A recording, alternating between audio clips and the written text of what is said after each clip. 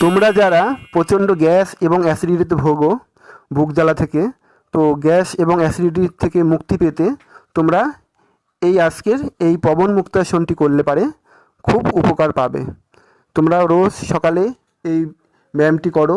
প্রথমে এই এক পা করে নিয়ে কিছুক্ষণ হোল্ড করো, নাকের কাছে নাকটা হাঁটুর কাছে ঠেকিয়ে কিছুক্ষণ হোল্ড করে তারপরে ছাড়বে।